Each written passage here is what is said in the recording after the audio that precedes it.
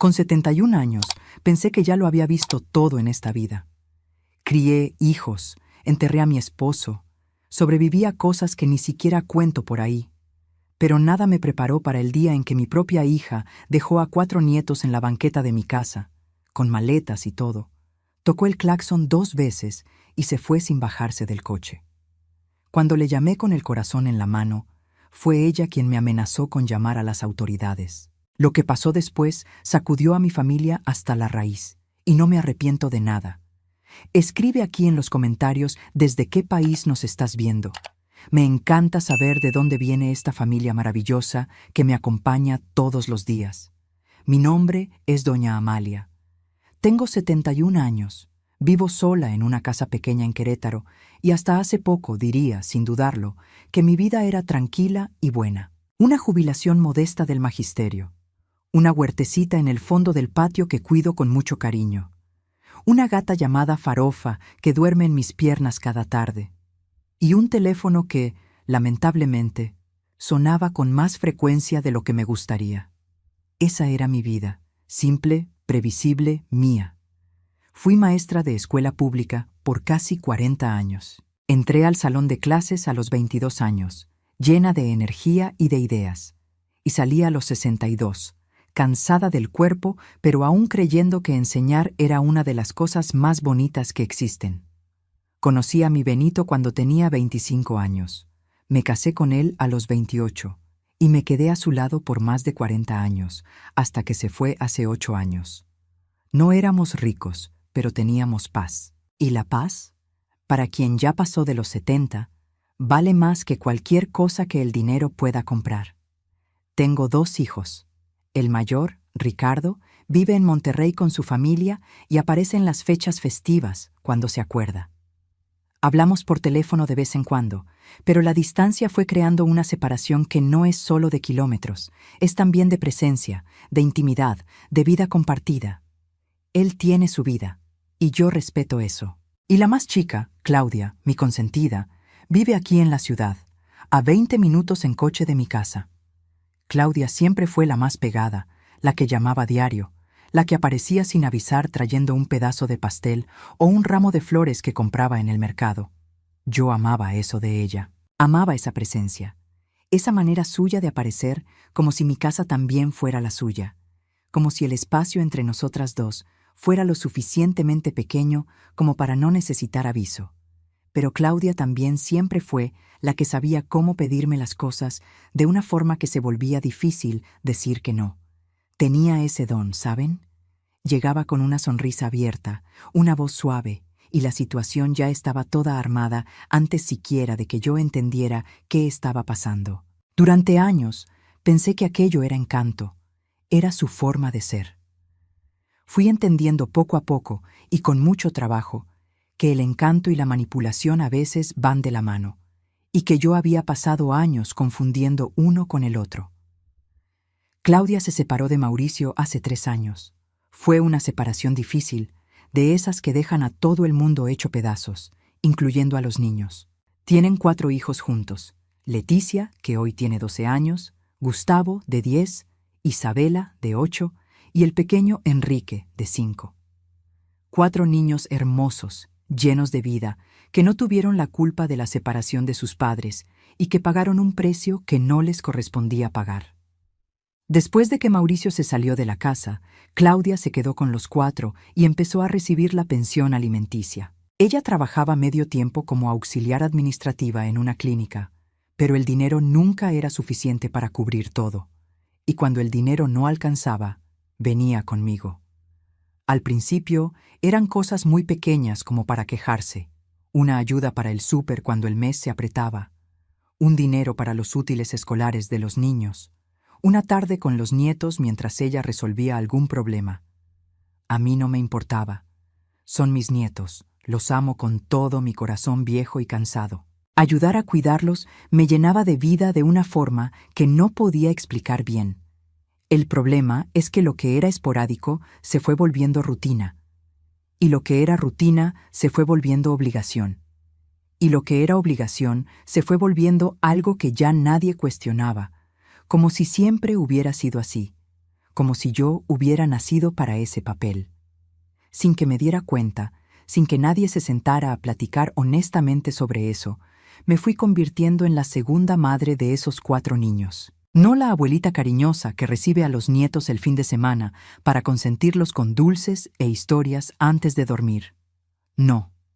Yo era la responsable del día a día, la que se levantaba tempranito para preparar el refrigerio, la que iba por ellos a la escuela cuando Claudia no podía o no quería, la que ayudaba con la tarea, la que bañaba a Enrique cuando se ponía berrinchudo, la que llamaba al pediatra cuando uno de ellos se enfermaba. Tenía 70 años y estaba criando a 4 niños mientras mi hija reconstruía su vida sentimental. Cuando intentaba poner algún límite, la respuesta era siempre la misma plática de siempre. Que yo era la abuela, que los niños me amaban, que estaba jubilada y me sobraba el tiempo, que la familia se ayuda, que ella no sabía qué haría sin mí. Y yo, que pasé la vida entera creyendo que la familia se ayuda de verdad, me tragaba aquello y seguía. Pensaba que estaba haciendo lo correcto. Pensaba que aquello era amor. Me tomó mucho tiempo entender que el amor no es lo mismo que dejar que alguien pase por encima de ti, que cuidar a los demás no puede significar destruirte, y que aceptar cualquier cosa no es generosidad, es falta de límites, es miedo al conflicto disfrazado de bondad. Pero yo aún no había entendido nada de eso cuando Claudia me invitó a una comida familiar, un domingo, y el suelo desapareció bajo mis pies. Ella había arreglado la mesa con un cuidado que no era el de su día a día. Mantel blanco, los platos buenos, hasta una florecita en el centro de la mesa. Y había hecho lasaña, que es mi platillo favorito desde siempre. Cuando llegué y vi aquella mesa, sentí un calor en el pecho de gratitud y afecto. Pensé que quería consentirme, que estaba haciendo aquello por amor. Los niños estaban portándose de una manera que no era natural en ellos. Leticia ayudaba a servir. Gustavo se quedó quieto. Isabela no preguntó nada. Y Enrique comía sin hacer relajo, lo que por sí solo ya era señal de que algo estaba diferente ese día. Debía haber desconfiado desde el principio. Cuando Claudia arregla la mesa con esmero y hace lasaña, es porque quiere algo grande y quiere que el ambiente esté favorable antes de pedirlo. A la mitad de la comida, cuando el clima estaba ligero y yo estaba satisfecha con la comida y feliz de estar ahí, soltó la noticia con esa sonrisa que intentaba parecer natural. Estaba saliendo con un hombre llamado Fabián desde hacía algunos meses. Las cosas se estaban poniendo serias y ella estaba muy feliz. Me puse contenta por ella. De verdad, sin ironía. Ella merecía encontrarse nuevamente, ser feliz, tener a alguien al lado. La separación había sido dura y yo quería que ella estuviera bien. Pero entonces vino la segunda parte, guardada para el final como quien guarda una bomba dentro de una caja de regalo envuelta con un moño bonito. Ella y Fabián se iban a ir de viaje. Un viaje largo. 3 meses recorriendo la Riviera Maya y el sureste para conocerse mejor, para fortalecer la relación, para tener ese tiempo juntos antes de tomar decisiones más serias. Y los niños, durante esos 3 meses, se quedarían conmigo. No fue una pregunta, fue un anuncio. Como si fuera algo ya decidido, ya seguro, ya resuelto, y yo fuera solo la última pieza para encajar en un rompecabezas que alguien ya había armado sin consultarme. Solté el tenedor, la miré como si me hubiera hablado en otro idioma. Se quedó un silencio que duró unos 3 segundos, pero que pareció mucho más largo que eso, y entonces dije que no. Dije claramente, con una voz más firme de la que esperaba tener en ese momento, que no podría quedarme con los 4 niños por 3 meses, que yo tenía 71 años, que mi salud no era la mejor, que yo tenía una vida, compromisos, límites físicos reales, que la amaba a ella, que amaba a los nietos, pero que aquello era demasiado para mí. Su sonrisa se esfumó. Los niños miraron su plato, y la comida más cuidadosamente arreglada de la historia terminó en un silencio pesado, de ese que se pega en las paredes de la sala y se queda por días. Salí de ahí pensando que ella había entendido, que se las arreglaría de otra forma, que buscaría una solución diferente, que respetaría mi respuesta. Regresé a casa aliviada de haber dicho que no, cosa que nunca había hecho con ella de forma tan directa. 2 semanas después, aprendí que ella no había entendido nada. Era un martes por la mañana, de esas mañanas tranquilas de invierno en las que el sol aún está bajo y el café calientito es lo mejor del mundo. Yo estaba en bata, con mis pantuflas, tomando mi café con un bolillo con mantequilla, escuchando el radio bajito como hago cada día. Farofa estaba en mi regazo, ronroneando. Era exactamente el tipo de mañana que yo había aprendido a valorar después de décadas de andar a las carreras. El portón del frente se abrió. Me levanté despacio, imaginando que era el del gas o alguien con un paquete. Fui hasta la ventana de la sala, me asomé por la cortina y vi a los 4 niños entrando al patio con mochilas y maletas. Leticia empujaba una maleta grande con las 2 manos. Gustavo cargaba 2 mochilas, una al frente y otra en la espalda. Isabela sostenía la mano de Enrique, que venía con su carita seria y un osito de peluche apretado contra el pecho. Miré más allá de ellos hacia la calle. El coche de Claudia se estaba yendo. Ella no se detuvo, no se bajó, no tocó el timbre, no dejó un recado, no mandó un mensaje antes. Dejó a sus hijos en la banqueta y se fue, como quien deja un paquete en el portón cuando no hay nadie en casa. Me quedé parada con la taza de café en la mano por unos segundos que parecieron mucho más largos, intentando procesar lo que estaba viendo. Leticia me miró por la ventana con esos ojos profundos de niño que ya aprendió a no demostrar todo lo que siente. Y yo abrí la puerta antes siquiera de que ella llegara. Los 4 entraron. Metí las maletas. Los senté en la mesa de la cocina, calenté leche, saqué el pan, la mantequilla, el chocolate en polvo. Lo hice en automático, porque es lo que se hace cuando los niños llegan. Primero los cuidas y después procesas. Enrique se comió 2 rebanadas de pan con esa seriedad de niño pequeño que no entiende bien qué está pasando, pero siente que el ambiente está diferente. Isabela se quedó callada. Gustavo miró la mesa todo el tiempo, y Leticia me miró con una cara de querer pedir perdón por algo que no era su culpa. Cuando terminaron el desayuno, les pedí que fueran a jugar al patio por un momento y tomé el teléfono. Llamé a Claudia. Sonó 4 veces, 5, 6. Estaba a punto de colgar cuando contestó con una voz demasiado ligera para el momento, una voz de alguien que está lejos y está intentando sonar como si estuviera cerca. Le dije, con toda la calma que pude reunir, que yo le había dicho que no claramente en aquella comida, que lo que había hecho no estaba bien, que necesitaba regresar y recoger a los niños, porque yo no había aceptado nada de eso, y ella sabía muy bien que yo no lo había aceptado. Su respuesta me heló por dentro. Dijo que yo era la abuela, que era casi mi obligación, que los niños me amaban y que me iba a arrepentir de ser tan fría con mis propios nietos.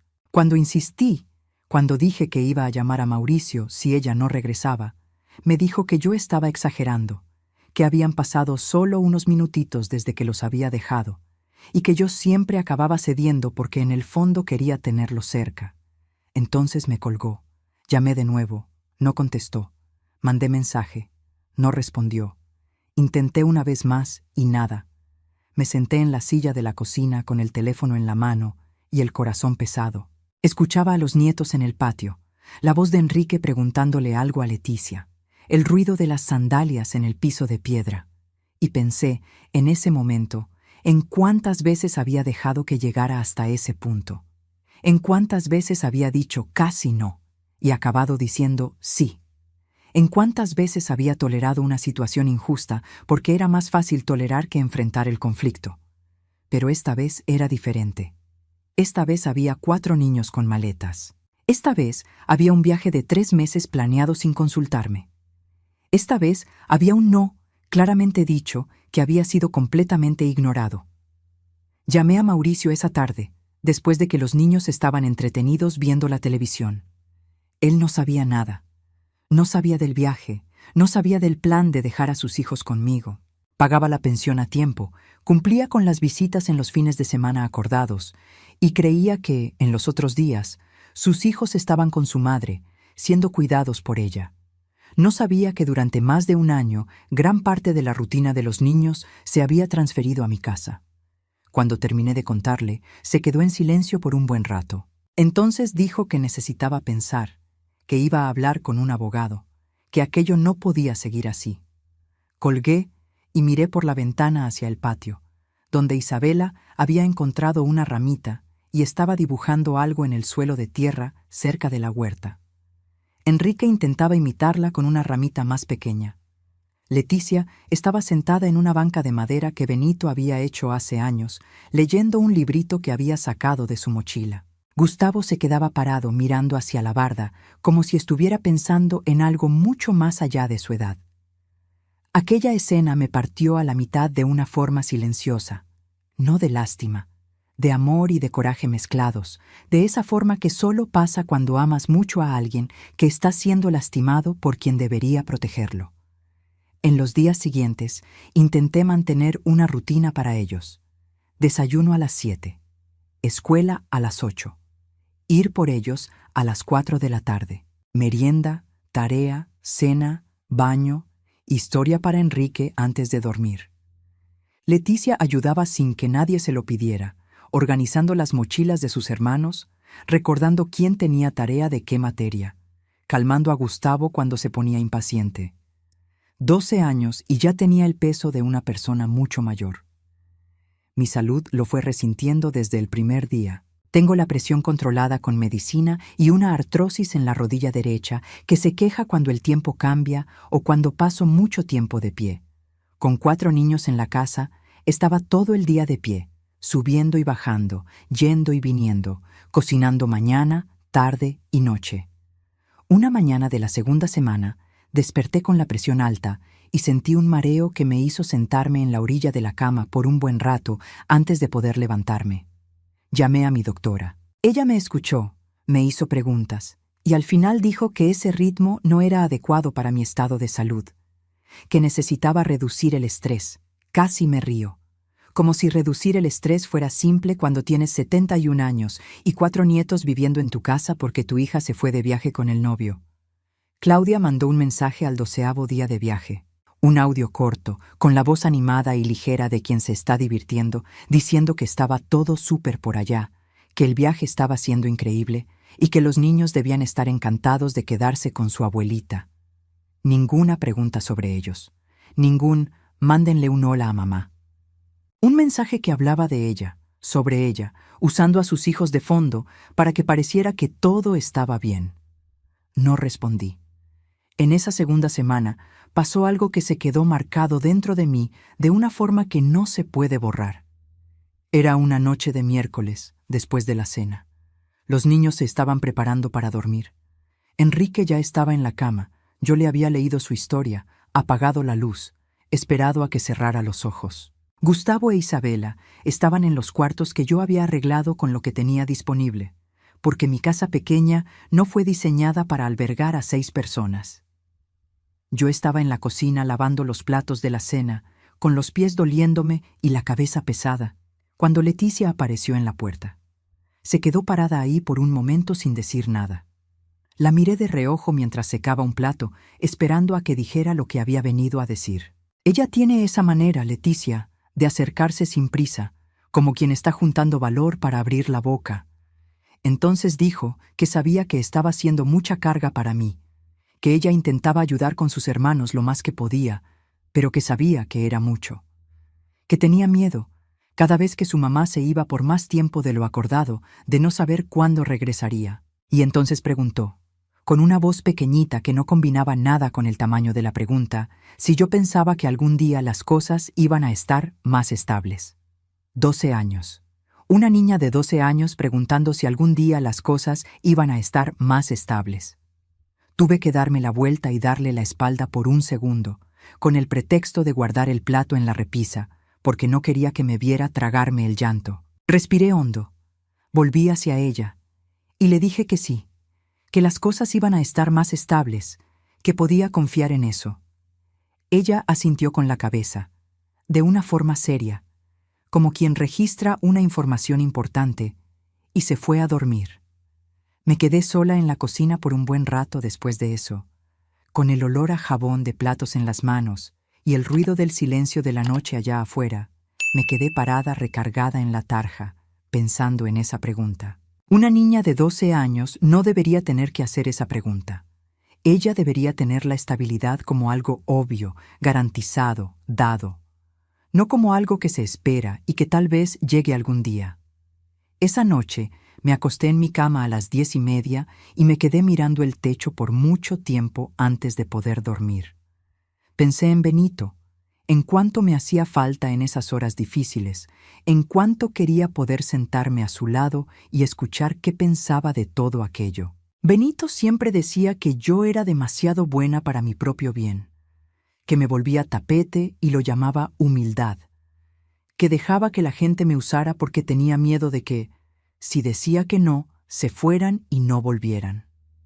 Tenía razón mi Benito, solo que yo apenas lo estaba entendiendo de verdad ahora, a los 71 años, acostada en la oscuridad mientras 4 nietos dormían en los cuartos de mi casa pequeña.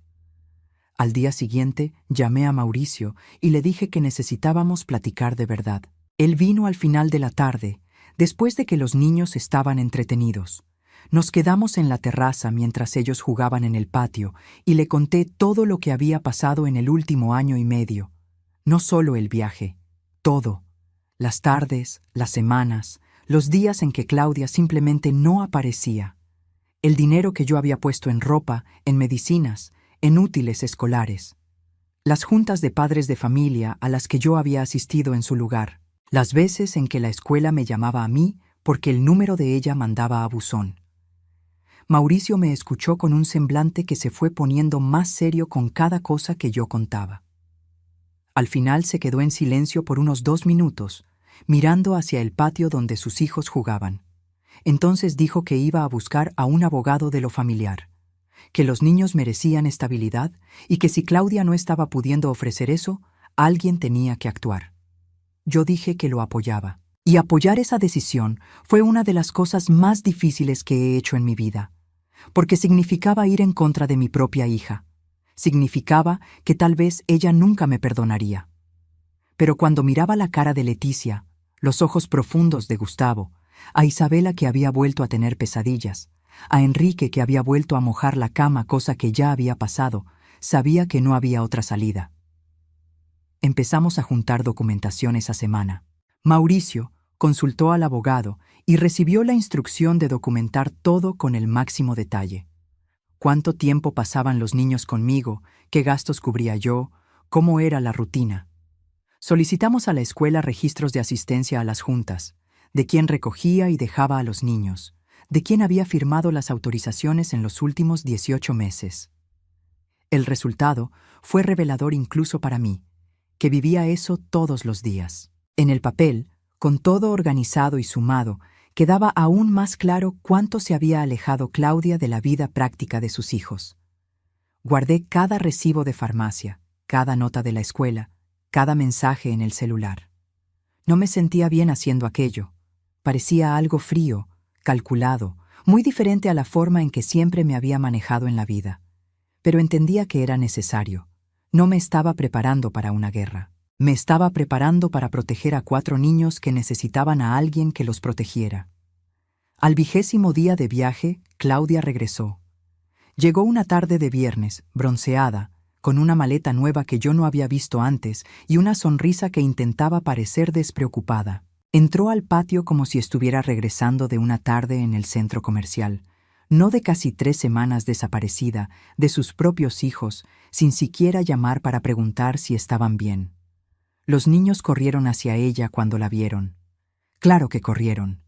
Eran sus hijos, ella era su madre, y el amor que esos niños tenían por ella era real y genuino, independiente de todo lo demás. Vi a Enrique colgarse de sus piernas y no soltarla, y aquello me conmovió a pesar de todo el coraje que sentía. Porque yo no soy de piedra, y porque sé que los niños aman a sus padres incluso cuando los padres fallan, y que eso no tiene nada de malo. Pero cuando los niños se fueron al patio y nos quedamos solo nosotras dos en la cocina, la plática fue otra. Ella quería llevarse a los niños de regreso a su casa ese mismo día. Le dije que necesitábamos hablar antes. Le extrañó mi tono. Yo nunca le había hablado de esa forma, con esa firmeza sin enojo, pero también sin retroceder, y ella no sabía bien cómo reaccionar a eso. Le conté que Mauricio había buscado asesoría jurídica, que había documentación reunida sobre la rutina de los niños, que había una plática seria que tenía que suceder sobre lo que era mejor para ellos a largo plazo, no solo en los próximos días. Su reacción fue inmediata. Las lágrimas vinieron rápido, esas lágrimas que yo conocía bien, que siempre aparecían en el momento justo para desviar la atención del asunto principal. Dijo que yo había traicionado su confianza, que estaba del lado de su exmarido, que ella era una buena madre que solo había necesitado un descanso, que todo el mundo estaba en su contra, que yo había arruinado el único momento de paz que ella había logrado tener en años. Yo dejé que hablara, dejé que todo saliera, todo fluyera, sin interrumpirla y sin retroceder. Y cuando terminó, cuando el silencio regresó a la cocina, le hice una única pregunta. ¿Por qué en casi 3 semanas no había mandado ni un mensaje para sus hijos preguntando cómo estaban? El silencio que vino después de esa pregunta fue diferente a cualquier silencio que hubiera habido entre nosotras. No fue el silencio de quien está pensando en la respuesta. Fue el silencio de quien sabe que no tiene una buena respuesta que dar. Después de un rato largo, dijo que había necesitado ese espacio, que estaba exhausta de ser madre soltera, que necesitaba un momento para ser mujer, no solo mamá. Que yo no entendía el peso de eso porque nunca había pasado por una separación. Yo entendía parte de lo que estaba diciendo. Entendía que ser madre soltera cansa. Entendía que necesitaba descanso, sentirse persona más allá de la maternidad. Pero hay una diferencia enorme entre pedir ayuda de forma honesta y desaparecer dejando a 4 hijos en la banqueta de la abuela de 71 años. Y esa diferencia no era pequeña. Era el centro de todo. Se llevó a los niños esa tarde. No había nada que yo pudiera hacer para impedirlo, porque eran sus hijos y ella era su madre. Pero llamé a Mauricio en cuanto el coche salió de mi portón, y le dije que las cosas habían llegado a un punto que ya no podía ignorar, y que yo estaría disponible para testificar lo que había vivido en el último año y medio si el proceso lo necesitaba. La semana que siguió fue de muchas llamadas, mucho silencio y mucho peso. Mauricio había presentado la solicitud formal de revisión de custodia en el juzgado de lo familiar. Claudia se enteró por la notificación y me llamó con una voz que yo nunca le había escuchado, una voz dura y herida que me asustó. Dijo que yo había destruido a su familia, que ella jamás se imaginaría que su propia madre fuera capaz de hacer aquello, que ella había confiado en mí y yo había usado esa confianza como arma. Colgué el teléfono con las manos temblando. Fui hasta el sillón de la sala, me senté con Farofa en el regazo y me quedé mirando el patio por un largo rato. El sol se estaba yendo despacio, pintando el cielo de naranja sobre mi huerta. Pensé en Benito. Pensé en cuánto me hacía falta en ese momento exacto. Y entonces pensé en los niños, en los ojos profundos de Leticia, en Enrique que había vuelto a mojar la cama, en la pregunta simple y pesada de una niña de 12 años queriendo saber si algún día las cosas iban a estar más estables. Y no llamé de regreso para pedir perdón. El proceso de revisión de custodia no fue rápido. Esas cosas nunca lo son. La burocracia del sistema de justicia tiene su propio tiempo, que no combina con el tiempo de los niños, que necesitan respuesta ahora, que crecen y cambian mientras el papel espera la firma correcta en la mesa correcta. Pero el proceso avanzó, y yo hice todo lo que estuvo a mi alcance para que avanzara con la verdad de su lado. Una trabajadora social llamada Daniela vino a visitarme a casa unas 2 semanas después de la demanda. Llegó un martes por la mañana, con una carpeta llena de papeles y una mirada que evaluaba todo con cuidado sin que pareciera que estaba evaluando. Era de esas personas que saben escuchar de verdad, que se quedan calladas de la forma correcta mientras la otra persona habla, sin prisa y sin juicio aparente. Preguntó sobre la rutina de los niños en el último año y medio. Preguntó sobre mi salud. sobre mi capacidad de seguir siendo presencia constante en sus vidas, sobre cómo me sentía respecto a todo aquello. Respondí con total honestidad, porque era lo único que de hecho tenía para ofrecer. Dije que amaba a mis nietos, que había hecho todo lo que hice por amor genuino a ellos, pero que ya no tenía condiciones de funcionar como madre sustituta de tiempo completo. Dije que tenía 71 años, presión controlada con medicina, artrosis en la rodilla y que mi salud se había visto afectada en los últimos meses de una forma que mi doctora había documentado. Dije que la situación había llegado a un punto en el que necesitaba ser honesta sobre lo que podía y lo que no podía, no por mala voluntad, sino por limitación real. Daniela anotó todo con esa letra chiquita de quien está acostumbrada a escuchar historias pesadas. Antes de irse, me miró por un segundo de una forma que no era de lástima ni de juicio. Era de reconocimiento, como quien está viendo una situación con claridad. Dijo que lo que yo había hecho por los niños había quedado registrado y que eso tendría peso en la evaluación. En esas semanas intenté mantener contacto con los nietos por lo que fuera posible. Los veía los fines de semana cuando Mauricio los traía, en los días de visita que él tenía derecho. Me esforzaba por ser la abuelita en esos momentos, no la cuidadora exhausta. Hacía pan de elote que a Gustavo le encanta desde chiquito. Dejaba que Enrique ayudara a regar la huerta, lo cual se tomaba muy en serio, con una regadera pequeña que Benito había comprado para cuando los nietos vinieran de visita. Escuchaba a Isabela contar historias de la escuela con una atención que antes era imposible porque siempre estaba con la cabeza en 1000 lugares al mismo tiempo. Eran momentos pequeños, pero eran míos, y de ellos. Lo que el cansancio se había robado estaba regresando, despacio. Claudia, en ese periodo, demostró una presencia que no había demostrado en mucho tiempo. Asistía a las juntas de la escuela, subía fotos con los niños, iba por ellos a la hora exacta. Yo no la juzgaba por eso, tenía miedo, y el miedo a veces hace que las personas actúen como debieron haber actuado antes. El problema es que el pasado ya estaba escrito, y ninguna foto en el parque publicada un viernes borraba 18 meses de registros escolares mostrando quién había aparecido en las juntas y quién no. Ricardo llamó para darme su opinión, que yo no le había pedido. Dijo que entendía los dos lados, que la familia necesita diálogo, que tal vez yo estaba siendo demasiado severa con Claudia, que ella estaba pasando por un momento difícil. Escuché todo con paciencia, agradecí la llamada y no cambié nada.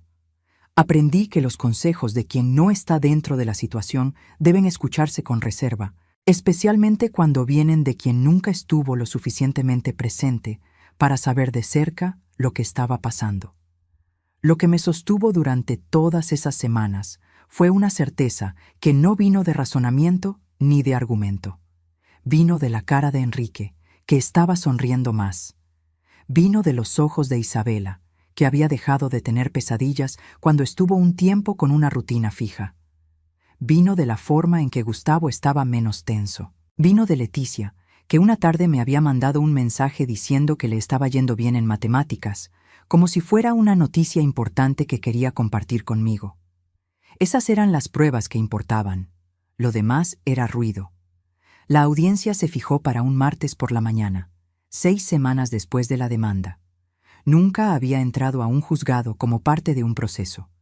En mi cabeza, el juzgado era un lugar para otras personas, para situaciones de otros. No para una jubilada de 71 años que solo quería cuidar su huerta y a sus nietos los fines de semana. Pero ahí estaba yo, con una blusa gris de media manga y zapato de piso por lo de la rodilla, entrando a una sala fría de aire acondicionado, con sillas de plástico duro que hacían que la artrosis se quejara desde los primeros minutos.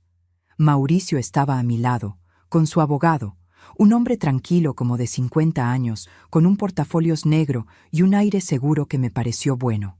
Del otro lado del pasillo, Claudia estaba con su abogada, una mujer joven que la miraba con aire de quien está armando una estrategia. Cuando me volteé y vi a Claudia, sentí un nudo apretarse en el pecho. Ella es mi hija. Con todo lo que había pasado, con todo lo que se había dicho, seguía siendo mi hija. Su cabello estaba recogido, su rostro serio, sus ojos evitando los míos. Aquello dolió de una forma que no tiene palabras exactas para describirse. No es coraje, es un dolor más profundo, más antiguo, que viene del amor que no desapareció ni cuando hubiera sido más fácil que fuera más pequeño. El juez era un hombre de cabello canoso y voz pausada que daba la impresión de haber visto mucha cosa a lo largo de los años y de no dejarse llevar por apariencias o por lágrimas fáciles. Leyó el proceso con atención, hizo preguntas directas a los dos lados, pidió aclaraciones donde consideró necesario. Era un hombre que parecía tomarse su trabajo en serio, y eso me dio una tranquilidad que no esperaba sentir en ese ambiente. Cuando llegó mi turno de hablar, las preguntas fueron simples y directas. ¿Cuántos días a la semana, en promedio, se quedaban los niños conmigo en el último año y medio? ¿Quién los recogía de la escuela la mayoría de las veces? ¿Quién había asistido a las juntas de padres? ¿Quién había llevado a los niños al médico en las últimas consultas? Si yo había contribuido económicamente, ¿y de qué forma? Si había algún acuerdo formal con mi hija sobre esos cuidados. Respondí todo con calma y con los documentos a la mano para comprobar cada cosa que decía. No necesité inventar nada, no necesité exagerar nada. La realidad, organizada y presentada de forma clara, era por sí sola muy reveladora. Los registros de la escuela mostraban mi asistencia en las juntas. Los recibos mostraban las contribuciones económicas. Los mensajes en el celular mostraban los favores pedidos de último minuto, las ausencias no comunicadas, el periodo de casi 3 meses sin ningún contacto con sus hijos durante el viaje. La abogada de Claudia intentó construir una narrativa diferente. Intentó presentarme como una abuela sobreprotectora que se había metido en la relación de su hija con sus nietos, que había exagerado la situación, que había actuado movida por algún resentimiento antiguo. Aquello me molestó, pero me mantuve calmada, porque yo sabía que los documentos hablaban por sí mismos y que ninguna narrativa bien armada borra un registro escolar o un mensaje de texto con fecha y hora. Leticia había sido escuchada por un psicólogo del juzgado unos días antes, en una sesión separada, como es el protocolo cuando los niños tienen edad suficiente para expresar sus opiniones. Yo no sé qué dijo ella. Nunca lo sabré, porque es confidencial. Pero conozco a esa niña desde el día en que nació, desde el día en que fui al hospital y sostuve a esa criaturita pequeñita en mis manos, y sé que dijo la verdad, porque Leticia siempre ha dicho la verdad, incluso cuando la verdad era pesada, especialmente cuando era pesada. Salimos de ahí sin una decisión. El juez dijo que emitiría la resolución en un plazo de 15 días hábiles. 15 días parecen poco en el calendario, pero cuando estás esperando una decisión sobre tus nietos, sobre tu hija, sobre toda la familia, cada día tiene un peso que no combina con el número. En el pasillo, Claudia pasó junto a mí sin mirarme. La observé salir con su abogada, con el paso apresurado, la espalda erguida, con ese aire de quien está intentando parecer fuerte, cuando por dentro está hecha pedazos. Aquello me dolió. Me dolió porque la conozco, porque sé cómo se pone cuando tiene miedo, y porque, a pesar de todo, yo no quería que ella estuviera sufriendo. Yo solo quería que los niños estuvieran bien. Regresé a casa esa tarde, me hice un té, me senté en el sillón con farofa y esperé. En las 2 semanas que siguieron, intenté vivir normalmente. Fui a misa el domingo. Jugué baraja con Conchita el jueves. Cuidé la huerta, que ya tenía los jitomates listos para cosechar. Intenté dormir bien, que siempre es lo primero que el estrés te roba antes que cualquier otra cosa. No lo logré por completo, pero lo intenté. Claudia no me buscó. Yo tampoco le llamé. Era un silencio diferente a cualquier silencio que hubiera existido entre nosotras antes. Más limpio, en cierta forma.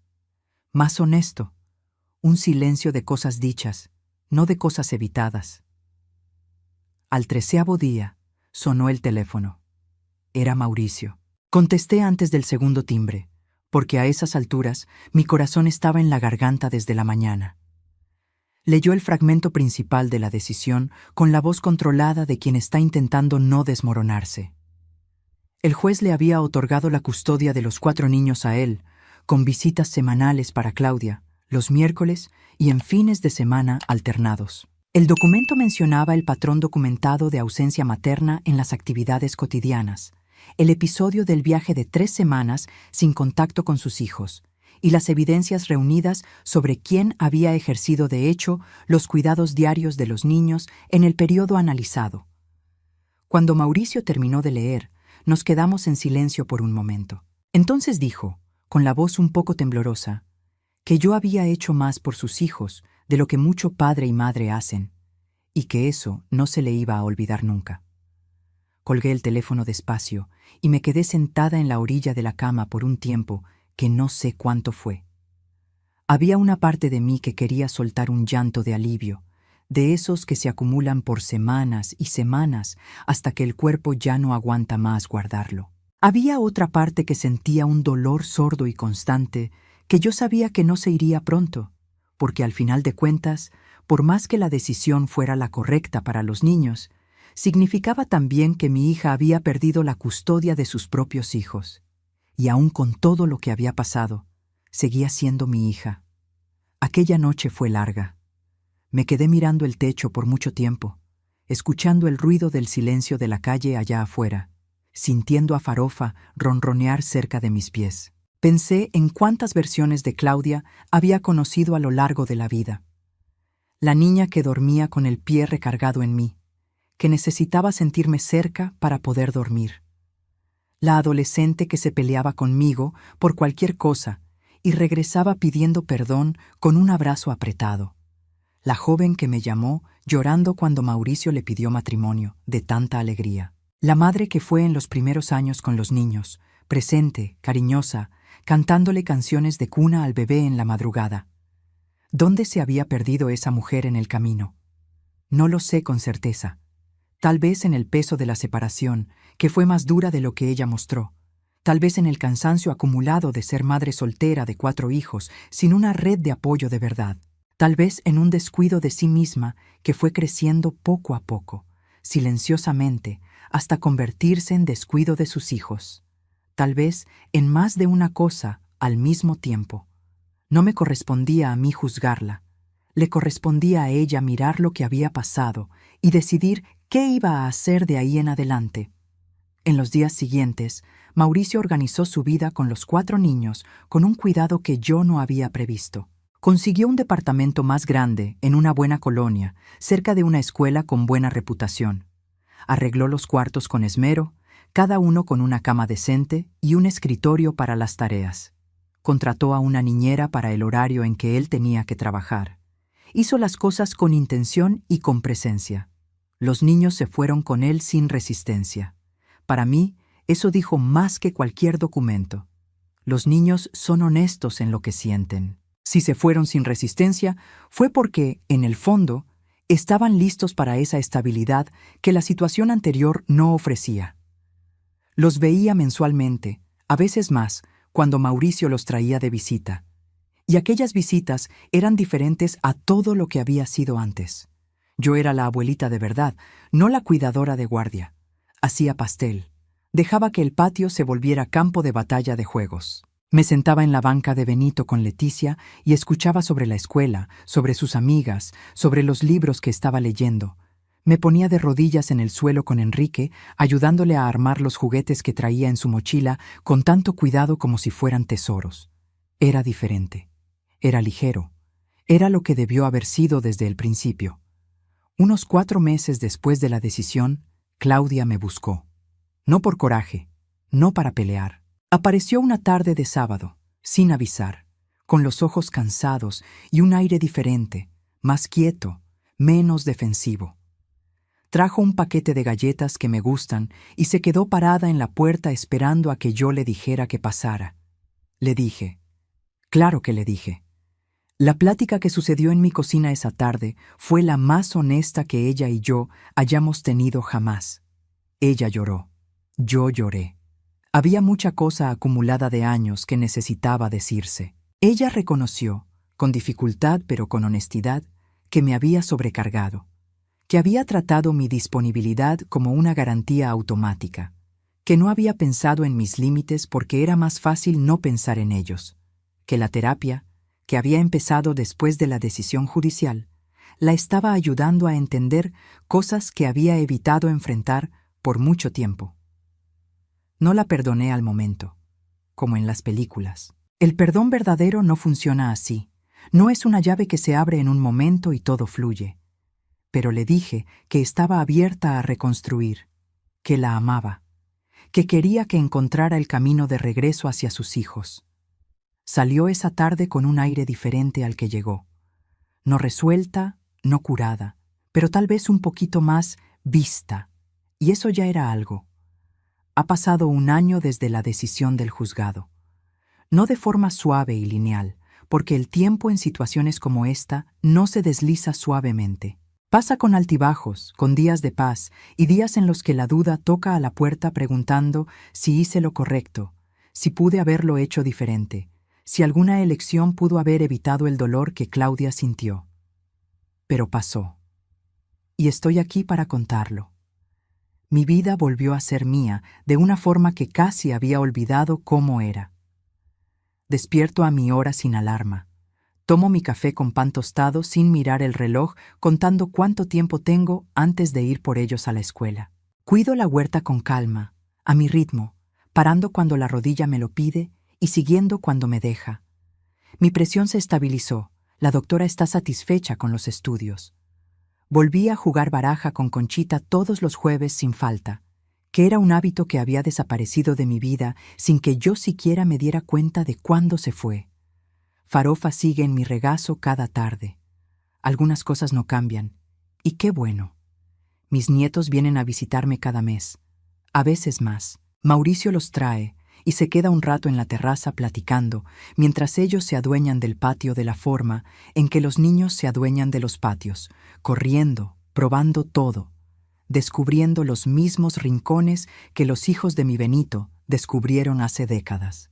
Enrique, que tenía 5 años cuando todo pasó y ahora tiene 6 para 7, me presume con orgullo todo lo que ha aprendido.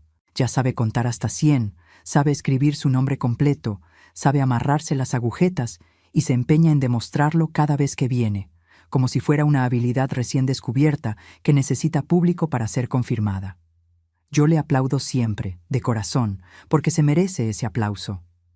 Gustavo entró a un equipo de fútbol en la colonia de su papá y está feliz con eso de una forma que se le nota en todo el cuerpo, en esa manera de caminar, de quien tiene un lugar al que pertenece.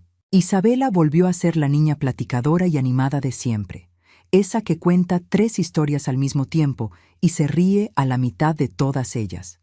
Y Leticia, que cargó más de lo que debía por los años que cargó, está en la escuela con buenas notas y con amistades de las que habla con brillo en los ojos.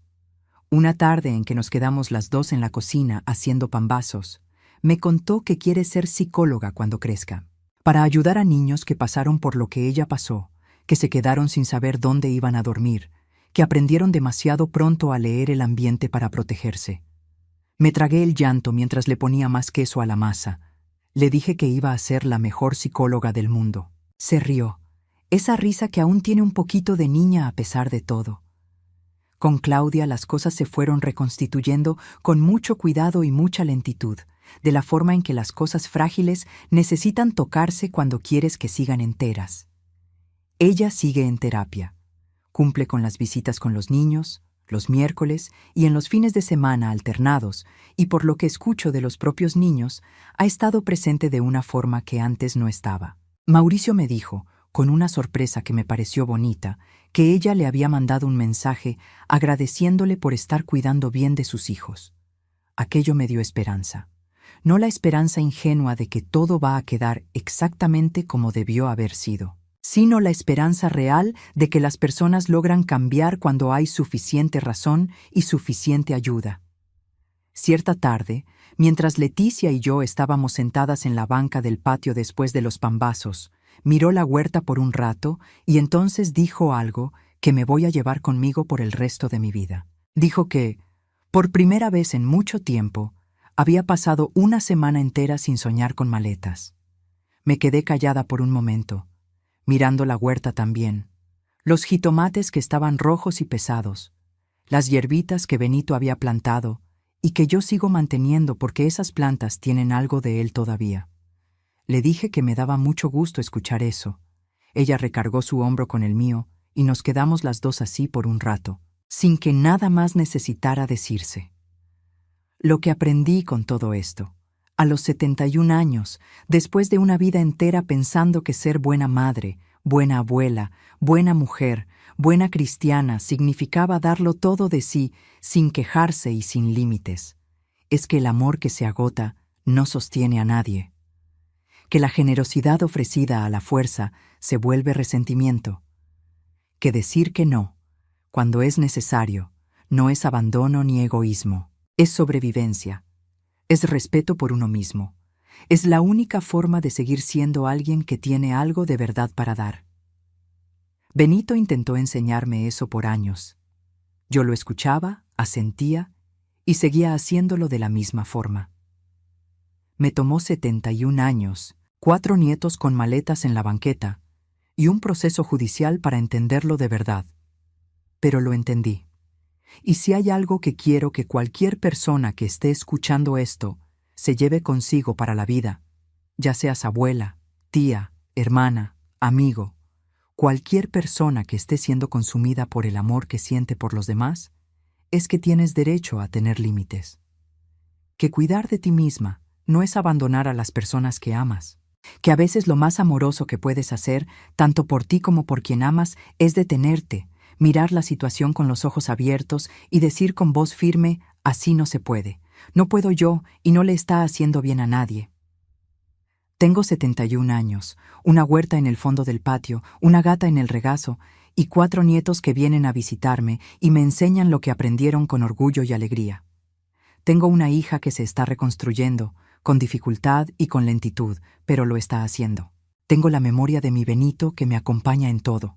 Y tengo la paz de quien hizo lo que tenía que hacerse, incluso cuando costó caro. Eso es suficiente, más que suficiente. Si esta historia te llegó de alguna forma, deja tu me gusta aquí. Es lo más sencillo que puedes hacer para ayudarme a seguir trayendo historias así para ti. Deja un comentario contando qué sentiste, si ya has vivido algo parecido, si conoces a alguien que haya pasado por una situación así. Cada comentario significa mucho y los leo todos con cariño. Si aún no estás suscrito al canal, suscríbete ahora y activa la campanita para no perderte ninguna historia nueva. Viene mucha cosa buena en camino, y si quieres formar parte de nuestra comunidad de verdad, considera unirte como miembro del canal. Los miembros tienen acceso a historias y contenidos exclusivos antes que nadie, y forman parte de un grupo de personas increíbles que comparten experiencias y se apoyan mutuamente. Entra para conocerlo, no te vas a arrepentir.